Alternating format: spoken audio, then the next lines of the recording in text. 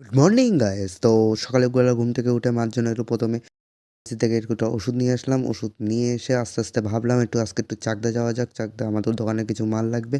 তো দোকান থেকে গিয়ে এই বাসের জন্য ওয়েট করতে করতে করতে করতে বাস চলে এলো। এরই মধ্যে বাসে করে উঠে মনোরম পরিবেশ দেখতে দেখতে দেখতে দেখতে চাকদা চলে গেলাম। চাকদা পৌঁছে আমি প্রথমে ভাবলাম আজকে একটু বৃষ্টি হতে পারে, ওয়েদারটা খুবই খারাপ আর খুব ঠান্ডা পড়েছে আজকে। তো এরই মধ্যে আমি স্টেশনে গিয়ে পৌঁছে গেলাম, মায়ের দর্শন করে দোকানে চলে গেলাম কিছু মাল কিনতে। মাল কেনা হয়ে গেলে আমি মালগুলো প্যাকিং করে বাসের দিকে যাচ্ছি। এরই মধ্যে দেখি বৃষ্টি শুরু হয়ে গেছে। বৃষ্টির মধ্যে ভিজে এক ব্যাগ মাল নিয়ে আস্তে আস্তে বাসের দিকে রওনা দিলাম। বাসের মধ্যে ঢুকে একটু বৃষ্টিটা দেখতে দেখতে একটু মাথাটা শুকিয়ে নিলাম।